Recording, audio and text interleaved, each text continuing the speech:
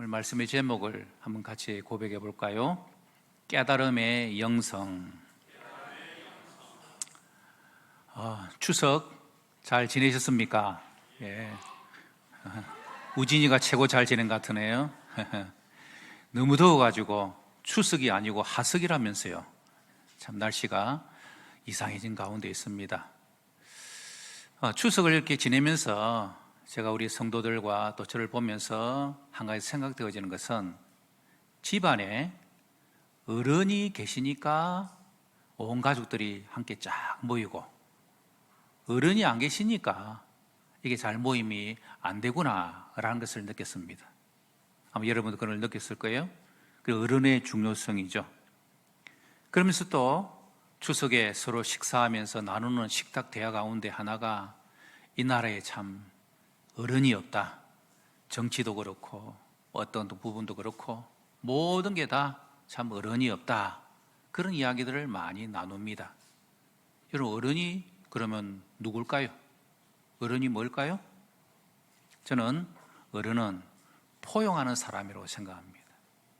이해하고 용납하고 넉넉하게 받아들일 수 있는 사람. 조금 부족하더라도 그래, 우리 함께 하자 라고 할 수 있는 사람이 바로 어른이라는 것입니다. 그러면은 이 사회에 어른이 어떻게 하면은 많이 생겨질까? 그런 고민들을 하게 됩니다.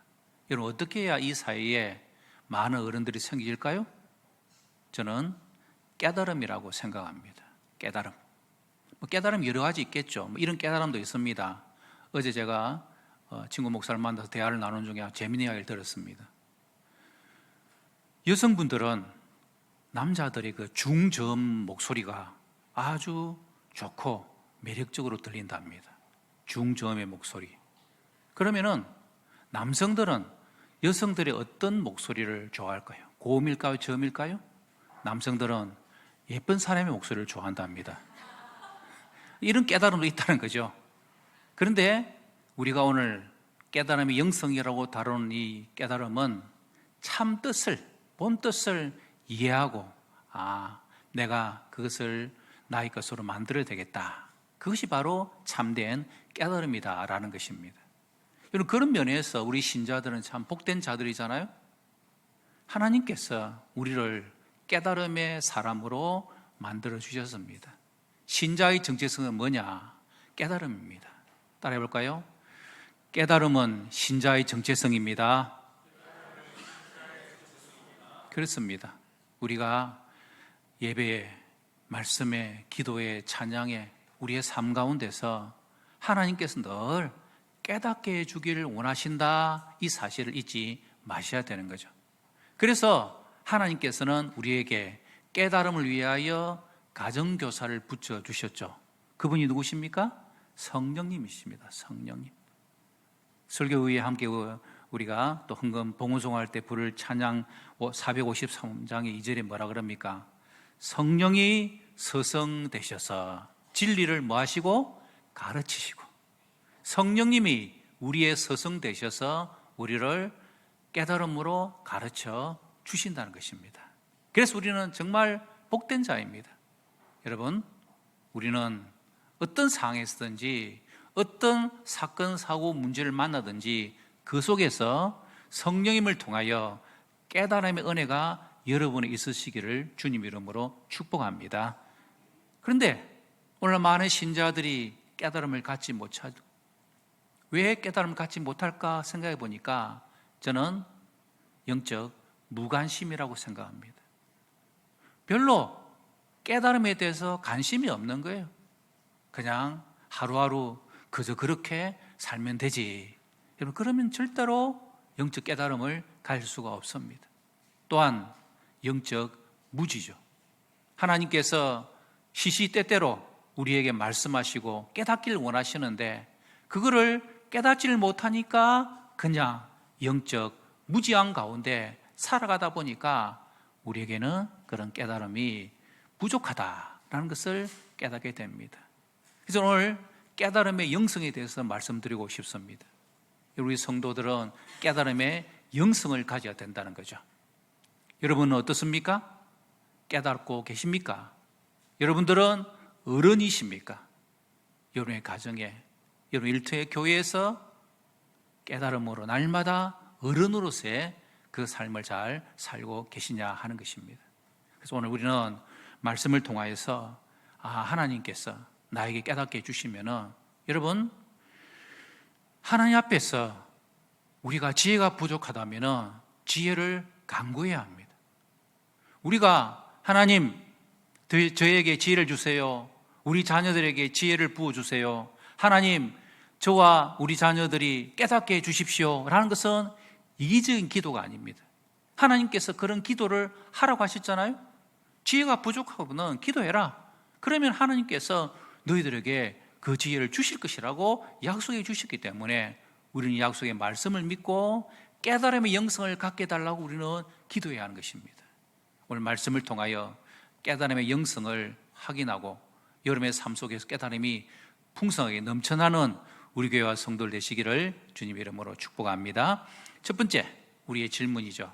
우리가 깨달음의 영성으로 살지 못하면 어떻게 되냐는 것입니다. 어떻게 되죠? 첫 번째 따라할까요? 어리석고 무지하게 된다. 어리석고 무지하다는 뜻이 뭘까요? 시편 90편 5절 6절 읽어보십시다. 시편 90편 5절 시작. 여호와여,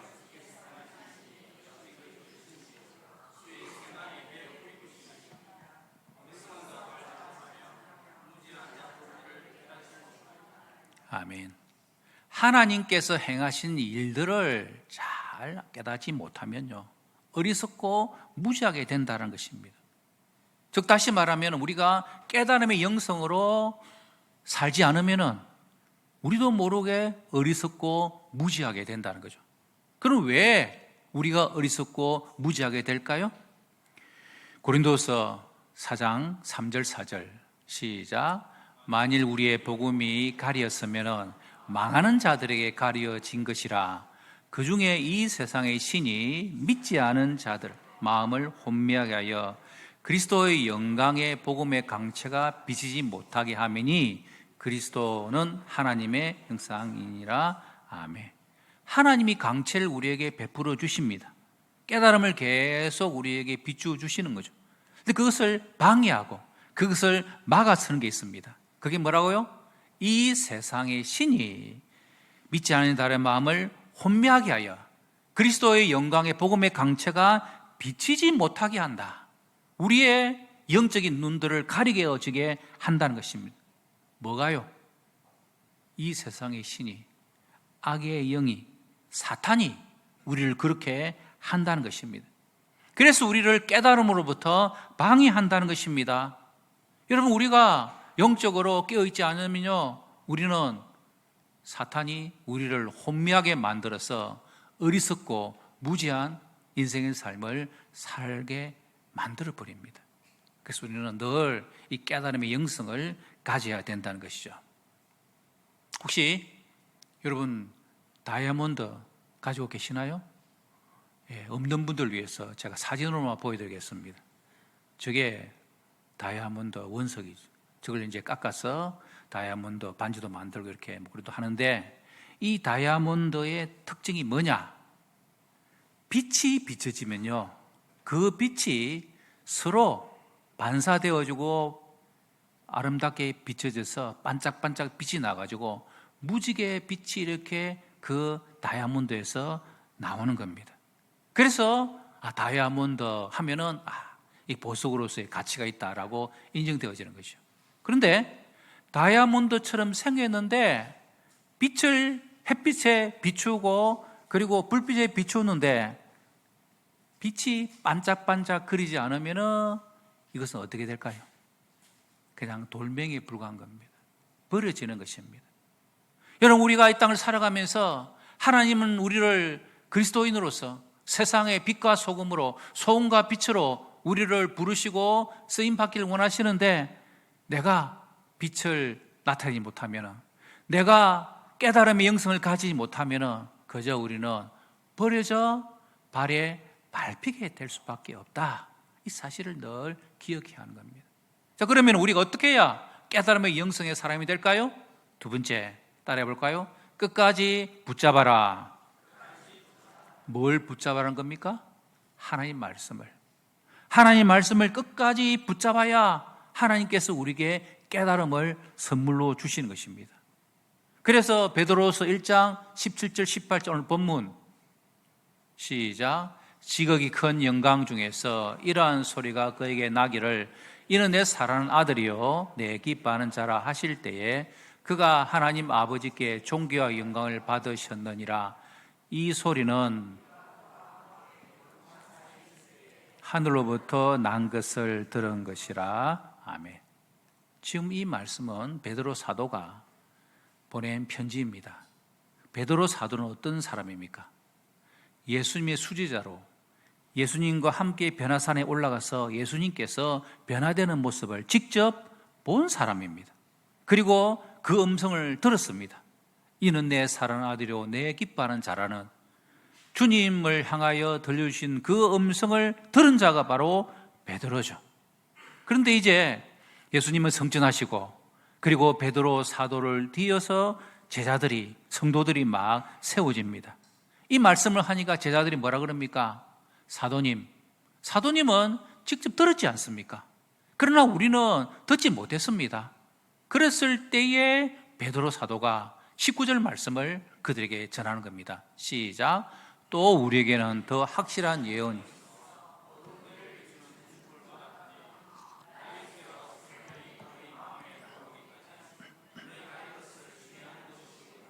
아멘. 베드로 사도는 뭐라 그럽니까? 내가 들은 것보다 더 확실한 예언이 너에게 있다. 그게 뭐죠? 성령님이 말씀하시고 성령님이 조명해 주신다는 것입니다. 그것은 마치 어두운 데를 등불과 같이 비추어서 날이 새어 샛별이 너희 마음에 떠오르기까지 너희가 이것을 뭐 하는 것이 옳으니라? 주의한다는 말은 깨닫는다는 말입니다. 너희가 깨닫는 것이 중요하다라는 것입니다. 여러분, 하나님께서 우리에게 성령님의 조명을 통하여 시시각각으로 우리에게 말씀하십니다. 어쩌면 오늘 이 예배 시간에 우리와 함께 하신 성령님께서 우리에게 계속해서 말씀으로 우리에게 다가와 주시고 가르쳐 주십니다. 그래서 그 말씀에 주의해서 깨달아서 그 말씀을 끝까지 붙잡으면 우리는 깨달음의 영성을 가지고 살아가는 자들이 된다라는 것입니다. 여러분, 우리가 말씀을 붙잡아야 되는 것 가운데 제가 예레미야서의 말씀을 묵상하면서 이 말씀을 내가 붙잡아야 되겠구나 하는 걸 다시 한번 깨달았습니다. 예레미야 3장 3절의 말씀 시작. 너는 내게 부르짖으라. 내가 내게 응답하겠고 내가 알지 못하는 크고 임면한 일을 내게 보이리라. 아멘. 여러분, 우리에게 하나님 말씀하십니다. 너는 말씀을 붙잡고 부르짖으라. 그러면은 내가 반드시 너에게 응답할 것이고 네가 알지 못하는 크고 엄밀한 일을 너에게 보여줄 것이라고 하나님 우리에게 약속해 주셨습니다. 그러면 우리는 말씀을 끝까지 붙잡고 깨달아질 때까지 성령님 말씀을 통하여 또 이러한 환경을 통하여 저를 깨닫게 주십시오라고 기도하며 나아가야 된다는 거죠. 지금까지 영화 가운데서 많은 사람들이 좋아하고 명화라고 일컬어지는 영화 중에 하나 바로 배너라는 영화입니다. 배너 다 보셨죠? 배너 바로 이 영화 포스터죠. 이 배너라는 영화는요 원래 원작은 루 윌리스라는 바로 이분입니다. 이분이 배너 그리스도 이야기라는 소설을 쓰고 그 소설을 가지고 이 영화로 나온 아주 명화죠. 배너 영화 가운데 지금도 늘 가슴을 쿵쿵 두드리는 게 뭡니까? 해상 전투 장면 그리고 전차 경주 그 장면들이 아주 사람들에게 보는 사람들에게 큰 긴박감을 주고 감동을 주는 그런 귀한 장면입니다. 그런데 루 윌스라는 이분은 신자가 아니었는데 이 기독교라는 걸 내가 한번 좀 가짜라는 걸 밝혀봐야 되겠다라고 생각하고 이 사람이 장군이었는데 막 자료를 모으기 시작했습니다. 그렇게 자료를 많이 모아가지고 이제 책을 이게 쓰기 시작합니다. 예수 그리스도는 가짜다라는 것을 확인하기 위해서 쓰기 위해서 그렇게 이렇게 막 쓰다는데 1장을 쓰고 2장을 이렇게 쓰고 성경을 읽고 읽는 가운데 뭐가 깨달아지냐면은, 예수님이 진짜 하나님 아들이시구나.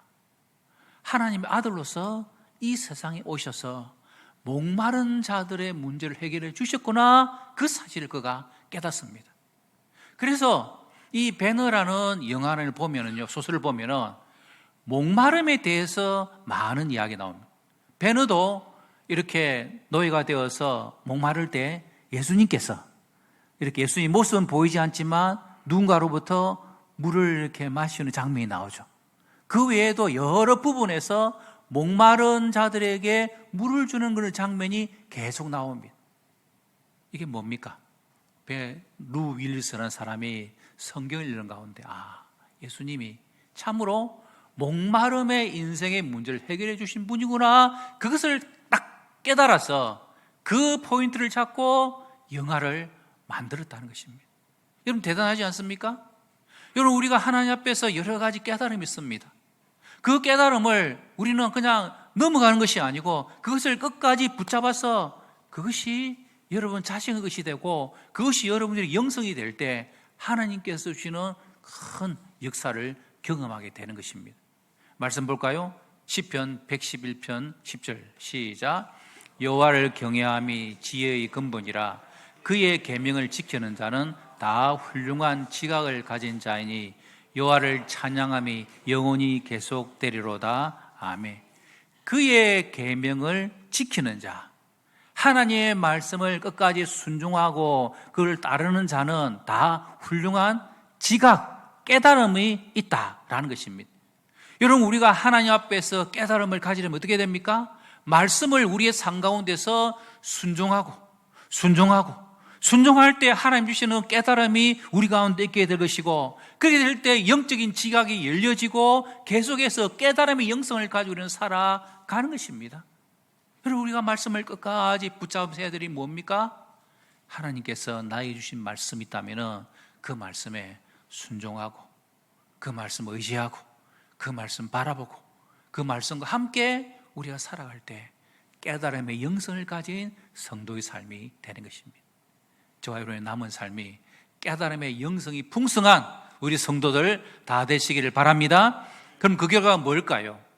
세 번째, 따라볼까요? 보너스 받는다. 우리가 깨달은 것밖에 없는데 하나님께서 우리에게 더 큰 보너스로 우리에게 베풀어 주십니다. 19절, 오늘 본문 베드로서 1장 19절 시작. 또 우리에게는 더 확실한 예언이 있어 어두운 들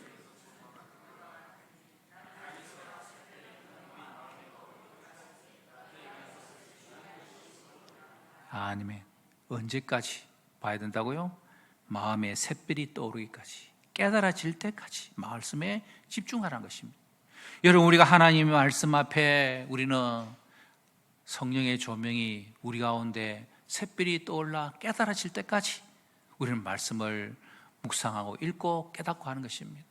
그래서 우리 교회가 하루 20분 공동의 성경 읽기, 여러분 제가 참 이게 우리 교회에 주신 선물이라고 생각합니다. 우리가 다 분주하고 바쁩니다. 그래도 적어도 하루에 20분은 시간을 내어서 성령님께서 우리 마음을 밝혀내고 샛별이 떠오를 때까지 깨달아지도록 우리는 거기에 집중해야 된다는 것이죠. 마가복음 4장 42절 시작. 또 이르시되 너희가 무엇을 듣는가 스스로 상가라.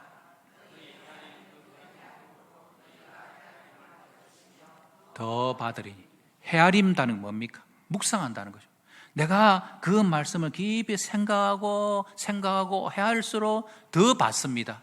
그래서 25절 시작. 있는 자는 받을 것이요 없는 자는 그 있는 것이도 빼앗기리라. 아멘. 묵상을 하면 할수록 깨달아지면 깨달아질수록 하나님께 우리에게 보너스를 준다는 것입니다. 말씀을 깨닫는 자에게 하나님께서는 말씀의 보너스를, 은혜를 더 베풀어 주시는 분이 우리 하나님 아버지이십니다. 이거 뭔지 아시겠습니까? 포스트잇. 이게 포스트잇입니다. 이 포스트잇 메모지가 아주 참 유용하고 편리하죠. 이 포스트잇을 만든 사람이 누구냐 하면은 바로 이분입니다. 이 사람이 이름이 아스프라이라는 분인데요. 이분이 교회에 아주 신실한 찬양 대원이었어요. 성가대 대원. 그래서 이제 성가대 찬양 얘기 하면은 찬송가에 기도송 부르는 거예요. 또 뭐 마지막 송, 폐송, 개송 이렇게 부르는 곡들이 많잖아요. 그래서 그 찬송가에 종이를 이렇게 끼워 넣어 가지고 그때그때 막 펼쳐 가지고 하는데 잘못 펼치면은 그 찬송가에 끼어 있었던 종이가 확 날아가 버려 가지고 그거 찾느라고 막 이 찬송이 성가대에서 이 찬양이 잘 안 되는 거예요. 그래서 이분이 어떻게 할까? 하나님, 제가 어떻게 하면은 좀 찬양을 잘하는 그런 찬양 성가대원이 될 수 있겠습니까? 그렇게 막 기도를 하는데 번뜩 떠오르는 지혜가, 같은 그 근무하는 사람 중에 어떤 한 사람이 접착제를 만들었는데 실패해가지고, 이 접착제는 강하지도 않고 그렇다고 전혀 붓지도 않은 그런 건 아닌 그냥 적당한 접착력을 유지한 그런 접착제를 발견한 게 생각이 난 겁니다. 그래서 그 사람하고 종이 뒤에다가 그걸 이렇게 이제 발라가지고, 그래서 그것을 이렇게 붙였다 뗐다 하는 그런 용도로 써보니까 이게 참 좋은 거예요. 그래서 그것을 포스트잇이라고 이름을 붙여서 만들어냅니다. 그게 바로 3M사의 대표적인 상품이 되고요. 그것으로 인해서 아스프라 이분은 그 회사의 부사장까지 올라갑니다. 자기가 찬양을 어떻게 더 잘할 수 있을까? 그런 기도의 제목을 가지고 하나님 앞에 간구했더니 하나님께서 그런 깨달음을 주셔가지고 3M에서 포스트잇이라는 유명한 제품을 만들어내고 그는 보너스 받는 삶을 살았다라는 것입니다. 오늘 우리 마찬가지죠. 여러분의 삶 속에서 하나님께서 지혜를 구하고 그리고 말씀을 끝까지 붙잡고 주의하고 나아가면 하나님 반드시 저와 여러분들에게 깨달음을 부어 주실 것입니다. 그래서 여러분의 남은 삶이 깨달음의 영성으로 날마다 승리하는 우리 교회와 성도들 되시기를 주님의 이름으로 축복합니다.